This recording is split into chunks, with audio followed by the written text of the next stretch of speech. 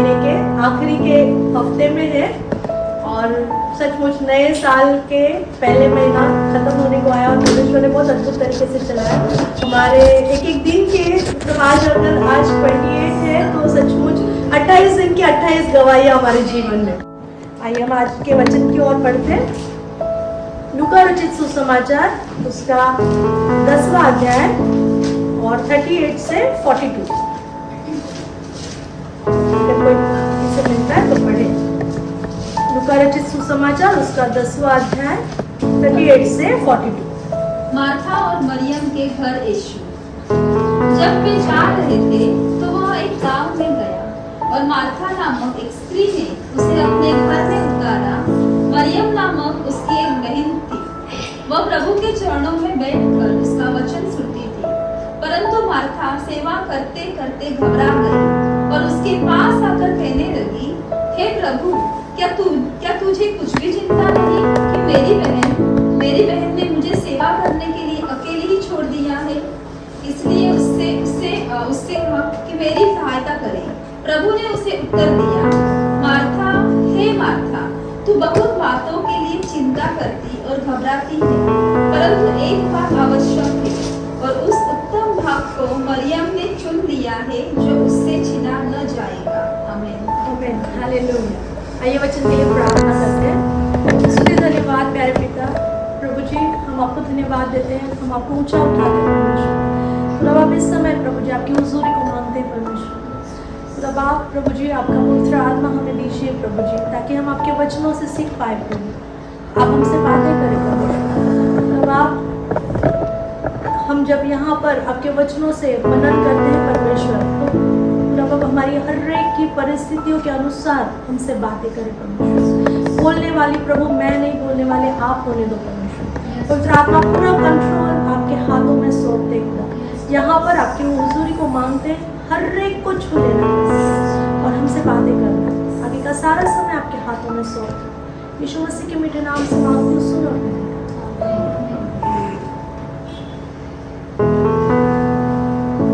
Praise the Lord. आज हम एक कहानी को सुनते हैं। ये कहानी है 3 लोगों की, 3 भाई बहन, मार्था, मरियम और लाजर। ये तीनों भाई बहन थे और यीशु के बचपन के साथी थे। जब यीशु बेथलेहम में थे तब वो लोग वहां पर यीशु के बचपन के साथी थे। यीशु फ्रेंड था, उनका दोस्त था।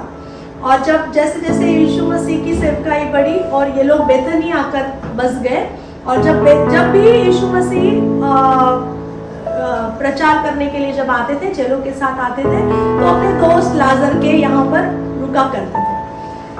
और जब भी वहाँ पर रुकने का जब मौका आता था, यीशु मसीह का जब उनके घर में रुकने का मौका आता था, तो यीशु मसीह अकेले नहीं रहते थे, उनके साथ उनके चेले भी रहते थे और कई सारे लोग रहते थे। और वो सभी लोग यीशु मसीह के साथ साथ चलने के कारण जहाँ कहीं भी यीशु मसीह रुकते थे, वो सब लोग वहाँ पे ही रहते थे। अब जब हमने जैसे पढ़ा कि यहाँ पर वो एक गांव में जा रहे थे और वहाँ पर मार्था ने यीशु मसीह को इनवाइट किया। मार्था ने कहा कि प्रभु जी आप मेरे घर आइए। जैसे हमारे घर में हम जैसे यहाँ पर एक महाराष्ट्र में एक ये है, मतलब आदर सम्मान की बात है। अगर हम किसी को मिलते हैं, कोई भी नया मिलते हैं, हम कभी किसी का परिचय होता है तो हम कहते हैं आइए हमारे घर, आइए चाय पीने के लिए, खाना खाने के लिए आइए। एक आदर, एक मान सम्मान की बात होती है कि अगर हम किसी को मिलते हैं तो हम उनको कहते हैं कि आइए हमारे घर आना, आइए जब कभी आप, जैसे हम कहते हैं जब कभी आप कल्याण में आए तो हमारे घर आइए। तो उस प्रकार से मार्था ने यीशु मसीह का स्वागत किया कि आप मेरे घर आइए। और जब यीशु मसीह आए, यीशु मसीह के साथ में कई सारे लोग थे और मार्था उनकी सेवा टहल में लग गई। और जब सेवा कर रही थी तब उसने देखा कि मेरी बहन यीशु मसीह के चरणों में बैठी हुई है, मुझे मदद नहीं कर रही। कई बार ऐसा होता है कि जब घर में अपने मेहमान आते हैं तो हमारे पास बहुत काम होता है, या फिर कुछ प्रोग्राम है, कुछ अरेंजमेंट्स करनी है, कुछ भी करना है, तो हमको कैसे कि कभी कुछ प्लान्स रहते हैं तो हम कई बार हम अकेले पड़ जाते हैं। हमको ऐसा बहुत टेंशन रहती है, कैसे होगा, मुझे करना है, सब मुझे करना है, कोई हेल्प नहीं कर रहा है, कोई ध्यान नहीं दे रहा है, किसी का, मतलब हर एक का अपना अपना माइंडसेट होता है। जैसे मार्था यहाँ पर कहती है कि वो काम करते करते घबरा गई, मतलब मैं कितना करूँ, एक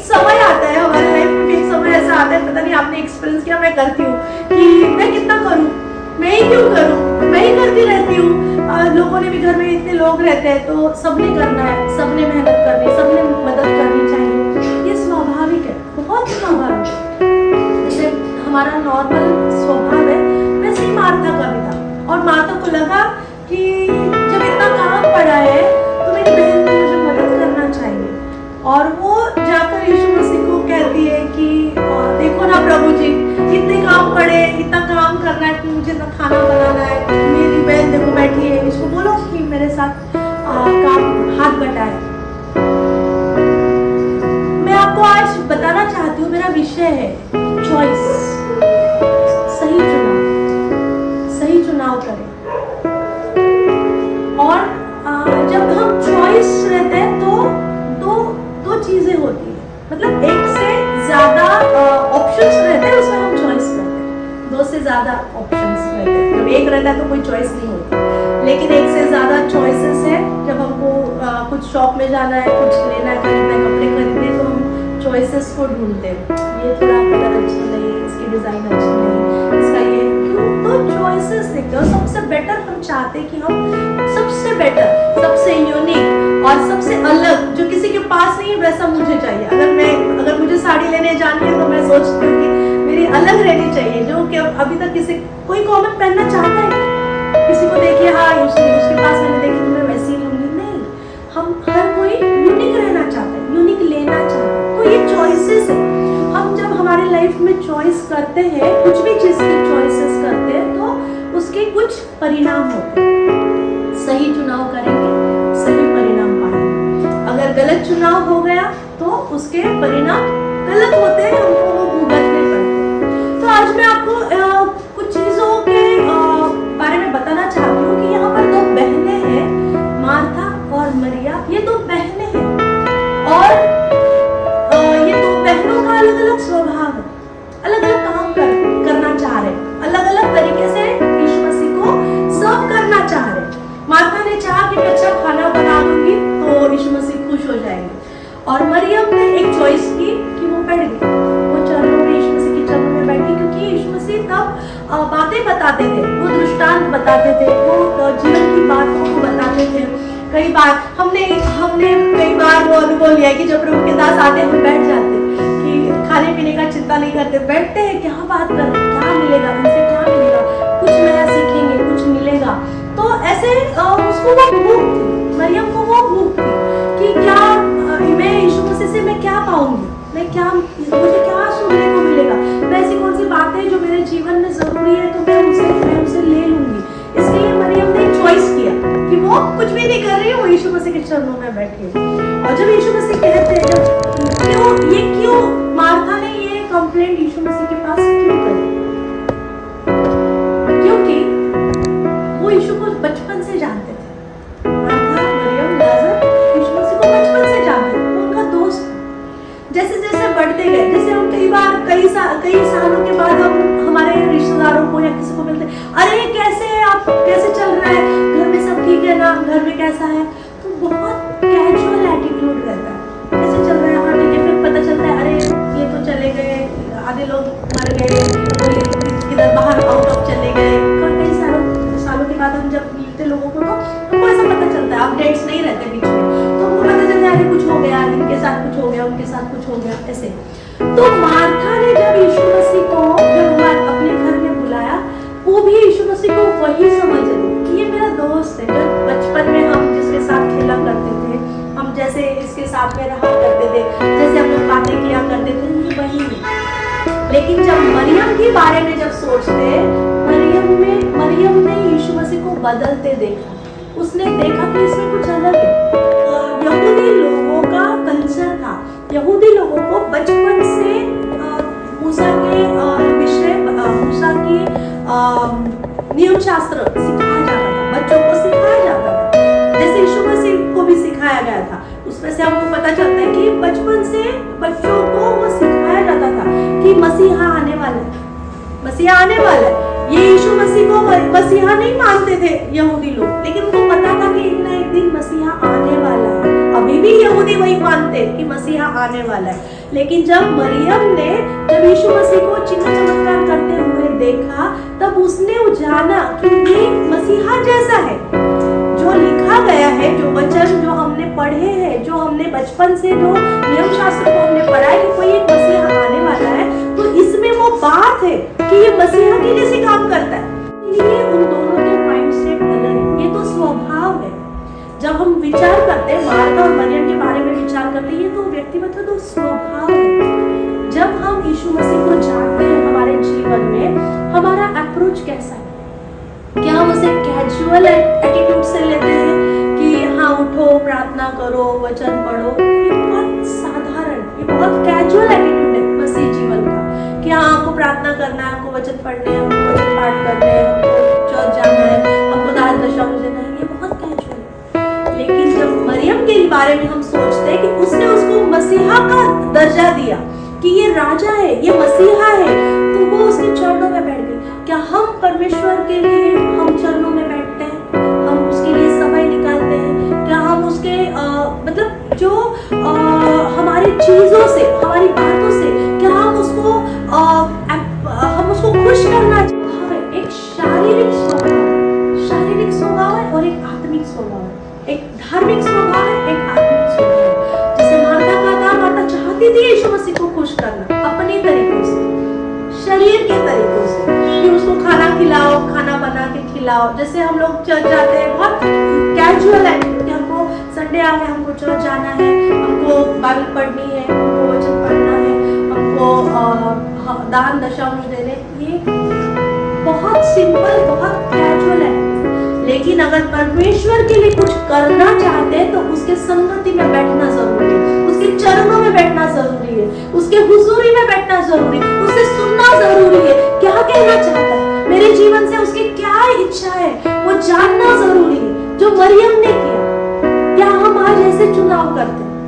क्या हम ये चॉइस करते हैं कि हम परमेश्वर की हुजूरी में बैठे, हम उसके चरणों में जाकर बैठे, कि हमारे सारे कामों में, हमारे कामकाजों में, हमारी सारी चीजों में, हम वो सभी चीजों को किनारे करकर हम परमेश्वर की हुजूरी में बैठे। अगर हम ऐसा करते हैं तो हम मरियम के जैसा, हम हमारे जीवन को हम वैसा बनाते हैं। यहाँ पर वचन कहता है कि मार्था घबरा गई। परमेश्वर का वचन कहता है कि उसने हमें सामर्थ की आत्मा दी, उसने हमें भय की आत्मा नहीं, उसने हमें सामर्थ की, प्रेम की और संयम की आत्मा दी है। अगर परमेश्वर का आत्मा हम में है तो कहीं भी डर नहीं है। लेकिन जब शरीर में होते हैं हम, तब हम चिंता करते हैं, हम घबरा जाते हैं। जब हम शरीर में सोचते हैं कि ये कैसे होगा, ये काम कैसे होगा, मेरे पे बहुत काम है, कामों का प्रेशर है, या फिर कोई अलग अलग चीजें जो हमारे जीवन में आती, जब हम शरीर से सोचते हैं हम घबरा जाते हैं, हम डर जाते हैं, हम कंफ्यूज हो जाते हैं कि कैसे होगा, ये मैं कैसे कर पाऊंगी। लेकिन जब हम परमेश्वर की हुजूरी में बैठते हैं, जब हम उसके चरणों में बैठते हैं, तो चीजें आसान हो जाती हैं, क्योंकि परमेश्वर चाहता ही वही है। क्योंकि वचन कहता है कि यीशु मसीह के मुंह से निकले हुए शब्द है कि उसने उत्तम भाग को चुन लिया है। मरियम ने उत्तम भाग को, कौन सा उत्तम भाग है? परमेश्वर के चरणों में बैठने वाला, परमेश्वर की हुजूरी में बैठने वाला, उसकी नजर में वो उत्तम भाग। यीशु मसीह के नजर में अगर कुछ अच्छा, अगर कुछ हमारे लिए योग्य है तो वो है कि हम उसके चरणों में बैठे, हम हमेशा से उसके हुजूरी में बैठे रहे। काम होते रहेगा, काम चलते रहेगा, टेंशन चलती रहेगी, जब तक जिंदगी है, जब तक सांस है, टेंशन रहेंगी, काम रहेगा, संसार में जो लाइफ है, अपने फैमिली के प्रॉब्लम्स है, ये सब चलते रहेंगे। लेकिन हम चॉइसेस क्या करते हैं? क्या हम परमेश्वर की हुजूरी में रहने का चॉइस करते हैं? क्या हम कुड़कुड़ा कर, बड़बड़ा कर यीशु मसीह के पास कंप्लेंट करते हैं, ओ प्रभु देखो अभी ये प्रॉब्लम आ गई, अब मैं क्या करूं, अभी ऐसा हो गया हमारे जीवन में, अब मैं क्या करूं? प्रभु तू जानता है, तू तो सब जान रहा है, तू देख रहा है ना, देख मेरे साथ लोग कैसा बात कर रहे हैं, देख लोग कैसा मुझे कैसा बर्ताव कर रहे हैं, लोग ऐसा, देख मुझे दर्द हो रहा है, मुझे तकलीफ हो रही है, तू देख रहा है ना। हम मार्था के एटीट्यूड में नहीं, लेकिन जब हम मरियम के एटीट्यूड पे जाते हैं, हम उसके स्वभाव में कहते हैं प्रभु तेरे चरणों में तू कर, तू हमें चला ले, तू जैसा चाहिए वैसा चला। तब परमेश्वर कहता है कि इसने उत्तम भाग को चुना। वो उत्तम भाग है हमारे लिए। अगर परमेश्वर की कुछ योजना है तो वो है कि हम उसकी हुजूरी में। फिर आगे जाकर हम पढ़ते हैं कि जब यूहन्ना इस बारे में लिखता है, यूहन्ना क्या लिखता है? देखो आइए, यूहन्ना रचित सुसमाचार उसका 12वां अध्याय और 1 से लेकर हम 5 तक पढ़ेंगे। यूहन्ना ने इस बात को कैसे एक्सप्लेन यीशु के पांवों पर इत्र डाला। यीशु फसह से 6 दिन पहले बैतनिय्याह में आया और जहाँ लाजर था, जिसे यीशु ने मरे हुओं में से जिलाया था, वहाँ उन्होंने उसके लिए भोजन तैयार किया और मार्था सेवा कर और लाजर उनमें से एक था जो उसके साथ भोजन करने के लिए बैठे थे। तब मरियम ने जटामांसी का आधा सेर बहुमूल्य इत्र लेकर यीशु के पांवों पर डाला और अपने बालों से उसके पांव पोंछे और इत्र की सुगंध से वह सुगंधित हो गया। परंतु उसके चेलों में से यहूदा इस्करियोती नामक एक चेला जो उसके पकड़वाने पर था, कहने लगा, यह इत्र 300 दिनार में बेचकर कंगालों को क्यों न दिया गया। देखो यहाँ पर लिखा हुआ यूहन्ना इस बात को कैसे एक्सप्लेन करता है कि जब यीशु मसीह ने लाजर को जिंदा किया, रेस किया, मुर्दों में से चौथे दिन उसको रेस किया, तब भी मार्था अब भी समझ नहीं पाई। मार्था अब भी खाना ही बनाने में लगी हुई है, अब भी वो खाना बनाने की सेवा कर रही है। और जब मरियम की बारी आती है, जब मरियम इस बात को समझती है कि ये मसीहा है, इसने मेरे भाई को जो 4 दिन का मुर्दा था उसको जिलाया, जो बातें हमने मूसा के नियम शास्त्र में सुनी थी कि मसीहा आने वाला है, तो ये वही मसीहा है। जब उसने उस बात को समझा कि मेरे सामने जो है वो जिंदा परमेश्वर है, वो जिंदा परमेश्वर का बेटा है, वो राजा है, वो मसीहा है, तब उसने किसी की नहीं सुनी, उसने किसी के ऊपर ध्यान नहीं दिया। उसने अपना जो मोलवान उसके पास था, जो इत्र जटामांसी का जो इत्र लिखा गया है कि वो एक आधा सेर बहुमूल्य इत्र 300 दिनार का था। आज के तारीख में अगर एक दिनार 270 रुपए एक दिनार है। आज के तारीख में अगर दिनार देखा जाए तो एक रुपी के कंपैरिजन में 270 रुपीस इंडियन रुपीस एक दिनार है। इसका मतलब है कि वो जो आधी रुपीस जो तेल था उसका प्राइस कम से कम 80-90 हजार का था। 80-90 हजार की वो इतनी सी कुप्पी जो उसने परमेश्वर के लिए, जो यीशु मसीह के लिए उसने रख नहीं छोड़ी। उसने अपना बेस्ट ऑफ द बेस्ट, उसके पास जो था बेस्ट ऑफ द बेस्ट, उसने कि ये अगर मैं आज ये बात नहीं करूंगी तो मैं कब करूंगी, मैं कब मसीहा को ऑनर करूंगी, मैं कब करने पाऊंगी। आज मुझे ये मौका मिला है कि आज यीशु मसीह मेरे घर आए हैं, तो आज मैं उनको मेरा जो भी बेस्ट है मैं उनको दूंगी। मार्था अभी भी खाना बनाने में लगी हुई है।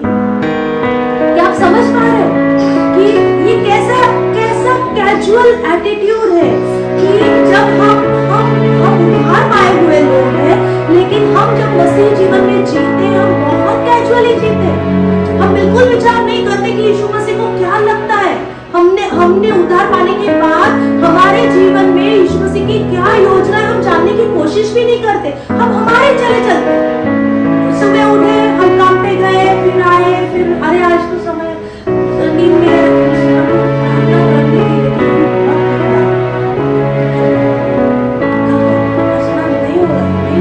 और करेंगे भी ना। अगर प्रार्थना में बैठेंगे कुछ बीच में कुछ और ही हो जाता है। तो कितने नींद में रहते हैं, इतने थके हुए रहते हैं कि हम आधे सुधी फिर आगे बीच में कुछ आ जाता है। जब आंखें बंद करते हैं कुछ और ही आता है, फिर बाद में पता चलता है नींद में कुछ तो भी बोल दिया, प्रभु क्षमा कर उधार के प्रति। कितने तो लोग हैं कि जो अभी तक यीशु मसीह को जानते नहीं है। अगर जानेंगे तो वो विश्वास में हमसे कहीं आगे बढ़ जाएंगे, क्योंकि जो जिस चीज के लिए वो रुके हुए हैं, अगर उनको वो मिल जाए तो वो लोग हमसे भी कहीं आगे दौड़ेंगे, कहीं झील के साथ। अगर आज तुम किसी अन्य जाति विश्वासी को अगर ये वचन बाइबल देंगे ना, तो वो इतने भूखे प्यासे से पढ़ेगा जितना हम कभी नहीं पढ़ेंगे। क्यों? क्योंकि हमारा कैजुअल एटीट्यूड है मार्था के समान। हाँ, कर लूंगी, मैं करूंगी, मैं पढ़ूंगी, मैं प्रार्थना में पढ़ूंगी, मैं कभी तो करना सब चाहते हैं। यीशु मसीह को ऑनर करना, वो भी यीशु मसीह को ऑनर करना चाहती थी, उसके एटीट्यूड, उसकी बुद्धि से, उसका माइंडसेट से कि मैं खाना बनाऊंगी, मैं सेवा करूंगी। लेकिन यीशु को तो कुछ और ही चाहिए, उसको तो कुछ और ही चाहिए। वो तुम्हारा खाना, तुम्हारा कैजुअल एटीट्यूड से खुश नहीं होता, वो तुम्हारे दिल से खुश होता है कि क्या तुमने तुम्हारे हार्ट को सही रखा है, क्या यीशु मसीह के सामने तुम्हारे रवैये को सही किया है। जब मार्था और मरिया ये दोनों बच्चियां, दोनों बहनें एक ही घर में पड़े बने हैं, एक ही यीशु को देखने का नजरिया देखो कैसा अलग है। एक का एटीट्यूड क्या, कितना कैजुअल एटीट्यूड है कि वो समझ ही नहीं पा रही कि जिसने मेरे भाई को 4 दिन से उठाया, वो कह रही उधर भी वो कब्र के पास वो कह रही थी कि अगर प्रभु तू अगर रहता तो मेरा भाई नहीं मरता। हाँ, अभी मुझे पता है वो मिलेगा, पुनरुत्थान के दिन मिलेगा, उस दिन हम मिलेंगे। मार्था तब भी कैजुअल थी। वचन कहता है कि अगर तू विश्वास करेगी तो परमेश्वर की महिमा को देखेगी। पुनरुत्थान देखा, उसने देखा कि लाजर मेरा भाई जिंदा होके मेरे घर आया और उसकी दावत इन्होंने रखी है। लाजर का जिंदा होने का थैंक्स गिविंग प्रेयर में बैठे हैं लोग, और वो थैंक्स गिविंग प्रेयर में मार्था अभी भी सेवा ही कर रही, काम कर रही है। लेकिन मरियम को जब ये बात समझ में आई कि इसने मेरे जीवन में क्या किया है, इसने मेरे भाई को जिंदा लाया है, वापस लाया है, जब उसका वो वैल्यू समझी, उसके पास जो मौलवान इत्र था वो उससे कई गुना ज्यादा वैल्यूएबल यीशु हो गया उसके लिए। और उस समय में यहूदी लोगों का एक कल्चर था, वो औरतों के बाल खुले रखना उनके लिए अच्छा नहीं था। उस समय में जो प्रोस्टिट्यूट थे वो लोग बाल खुले छोड़ते, लेकिन जो यहूदी स्त्रियां थी वो हमेशा अपने सर पर ढके हुए रहती थी। लेकिन जब मरियम की बारी आई कि उसने परमेश्वर को ऑनर करने का मन दिखाया, उसने वो ऑनर करने की मनसा दिखाई, उसने अपने बालों से यीशु मसीह के पैरों को वो इत्र लगा के पोंछा, क्योंकि इससे ज्यादा और कुछ नहीं कर सकती। एक स्त्री का एक ऑनर होता है बाल, उसके बाल उसका ऑनर है, और कुछ नहीं कर सकती इससे कई ज्यादा। मतलब ये वो उसने ये दिखाया कि यीशु मसीह मैं आपसे कितना प्रेम करती हूँ, उसने उसके पैरों को छुआ। ये दिखाता है कि मरियम कितनी नम्र हो गई वो, और मतलब जब उसने वो चमत्कार को देखा तो वो उसके जीवन में वो नम्र हो गई, उसके पैरों पर आकर, कदमों पर आकर गिरी, उसने अपना कुछ भी रख नहीं छोड़ा, अपना हर एक वैल्यूएबल जो उसके पास था उसने उससे परमेश्वर को, यीशु मसीह को उसने ऑनर किया। आज हमारे पास क्या है वैल्यूएबल, क्या वैल्यूएबल है हमारे पास, क्या हम देना चाहते हैं, क्या हम दे सकते हैं यीशु मसीह, क्या देंगे, क्या दे सकते हैं। हमारा दिल सबसे अधिक अपने मन की रक्षा करते, जैसे वचन कहता है वो अपना दिल चाहता है, और जो टूटा हुआ मन परमेश्वर चाहता है, और वो कुछ चाहता है। वो हमारे शरीर को, जैसे रोमियो 12 कहता है कि जीवंत बलिदान, क्या वचन है, रोमियो 12:1 पढ़िए, जिंदा सैक्रिफाइस, अपने शरीरों को जीवित और पवित्र और परमेश्वर को भावता हुआ बलिदान करके चढ़ाओ। ये हमारी आत्मिक सेवा है। अगर हमको आत्मिक सेवा करनी है, अगर हमको आत्मिक बनना है तो हमको क्या करना है, हमारे शरीर को बलिदान करना है। क्या है हमारे पास वैल्यूएबल, आज क्या है हमारे पास, हमारा समय हम यीशु मसीह को दे सकते हैं, हमारा टैलेंट हम यीशु मसीह को दे सकते हैं, हमारा फाइनेंस हम यीशु मसीह को दे सकते हैं, हमारा लाइफ, पूरा लाइफ। उसने, मरियम ने बिल्कुल सोचा नहीं आज यीशु मसीह खाना खाने पे आए हैं और चले जाएंगे, लोग मेरे बारे में क्या सोचेंगे।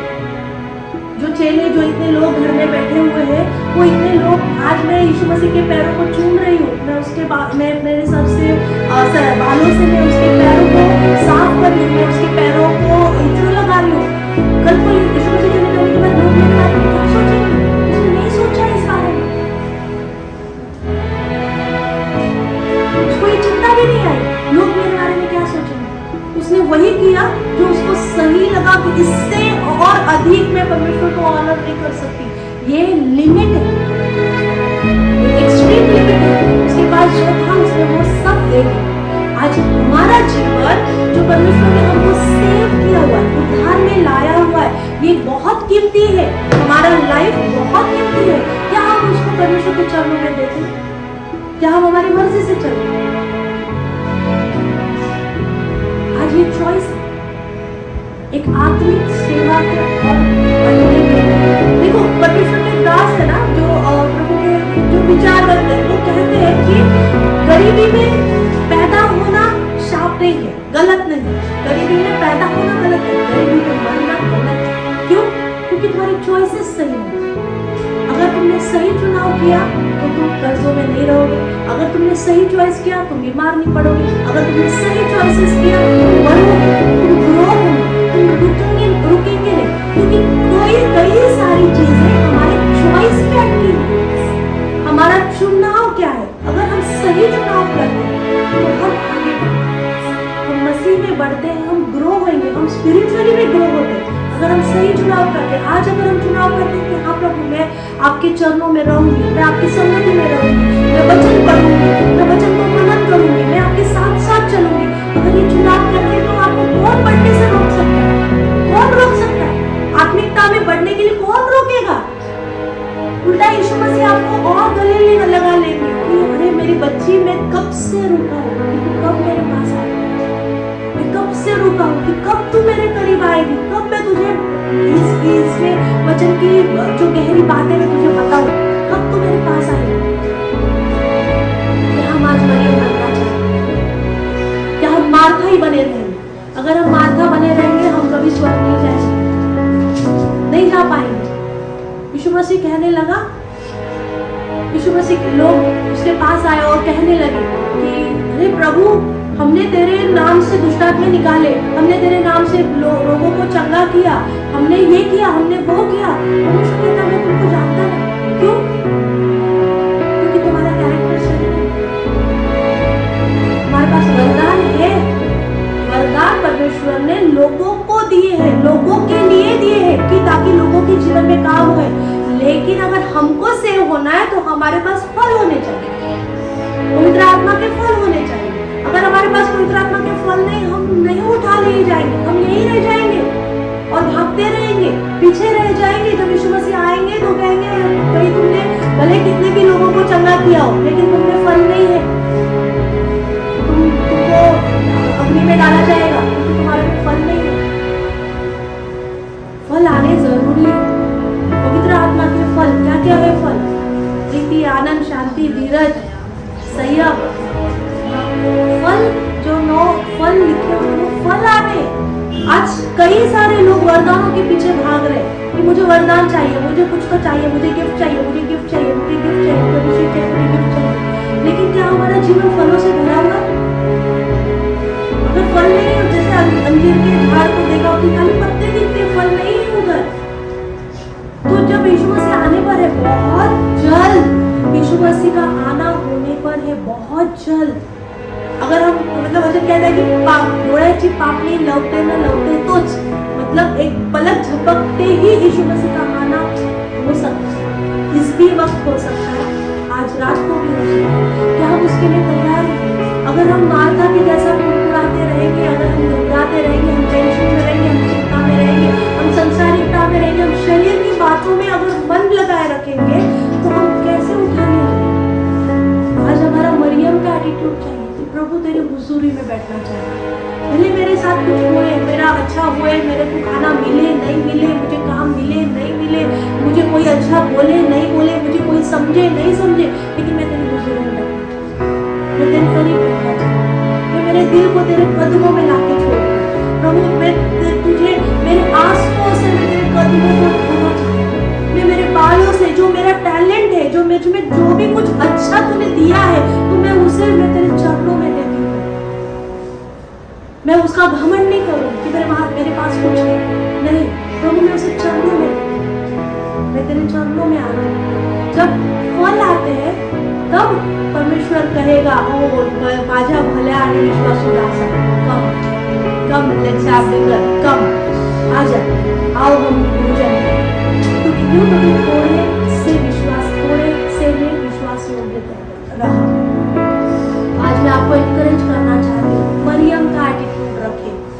जैसे मरियम ने अपना उत्तम भाग को चुना, परमेश्वर कहता है कि उसने एक उत्तम भाग को चुना। परमेश्वर चाहता है कि तुम सही चुनाव करो, तुम राइट चॉइस करो। परमेश्वर के हुजूरी में रहना हमेशा से अच्छा है, उसके हुजूरी में रहना हमेशा से परमेश्वर वो चाहता है कि मेरे बच्चे मेरे हुजूरी में आ जाए, मेरे साथ आ जाए, ताकि मैं उसे साथ में लेके चलूं। प्रभु किसी को भी छोड़ना नहीं चाहता, किसी का भी नाश होए उसकी इच्छा नहीं है कि किसी का भी नाश होए। आज हम जितने यहाँ पर बैठे हम सभी लोग चाहते हैं कि हम उठा लिए जाएंगे, यीशु मसीह आएंगे और हम उठा लिए जाएंगे। लेकिन क्या हमारा जीवन परमेश्वर की नजर में सही है? क्या आज यीशु मसीह आए तो क्या हमारा एटीट्यूड मरियम के समान है? क्या हमने अपने आप को नम्र किया है? क्या हमने अपने आप को देख किया है? क्या हमने अपने आप को परमेश्वर के चरणों में दिया है? क्या हम अभी भी संसार की चिंता में पड़े हुए हैं? ओ प्रभु अभी मैं क्या करूं? ओ प्रभु अभी कैसा करूं? मुझे कोई सहायता नहीं, अब मैं क्या करूं? ये मार्था वाला स्वभाव छोड़, अब ये समय है कि हमें मरियम जैसा बनना, हमें मरियम का एटीट्यूड समझना है, क्योंकि उसने उत्तम भाग को चुना। ये वचन कहता है कि उसने उत्तम भाग को चुना। आज हमें भी एक उत्तम भाग को चुनने की जरूरत है। अगर आपको ऐसा लगता है भाई अपने पैर पर खड़े हुए हम प्रार्थना करते हैं।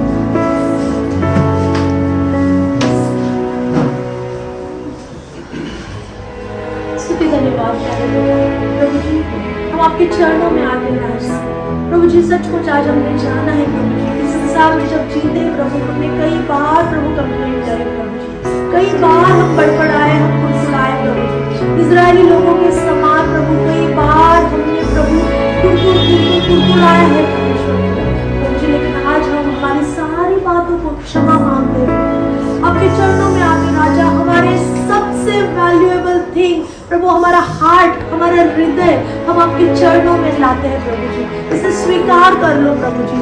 हम हमारे आंसुओं से प्रभु जी आपके चरणों को धोना चाहते हैं परमेश्वर, हम अपने आप को नम्र करते हैं राजा। प्रभु जी अब जैसे अब्राहम ने प्रभु अपने इसहाक अपने इकलौते बेटे को प्रभु जी जब आपने पुकारा कि अब्राहम इसहाक को मेरे लिए दे दे, प्रभु जी अब्राहम राजी हो गया और उसने इसहाक को दे दिया प्रभु जी। खुदा बाप आपने उसके दिल को देखा कि इसने मेरे लिए कुछ भी रख नहीं छोड़ा और तब आपने उस मेमने को दिया। खुदा बाप आज हम भी हमारे लिए कुछ भी रख नहीं छोड़ना चाहते प्रभु जी, हमारे जीवन के साथ, हमारे लाइफ के साथ, हमारे परिवार के साथ, हमारे घर के साथ, हमारा कामकाज के साथ, हमारा जो कुछ भी आपने हमें दिया है प्रभु जी, उन सभी चीजों के साथ हम आपके चरणों में आते हैं राजा। हम हमारे लिए कुछ भी रख नहीं छोड़ेंगे प्रभु जी, हमारे समय के साथ प्रभु जी हम प्रभु आपके साथ वफादार रहेंगे प्रभु जी। हम आपके चरणों में आते हैं राजा, हमें ले लो प्रभु जी, आपकी बाहों में ले लो प्रभु। खुदा बाप आपके लिए तैयार करो परमेश्वर। खुदा बाप जब अगर आज आप इसी वक्त अगर आए प्रभु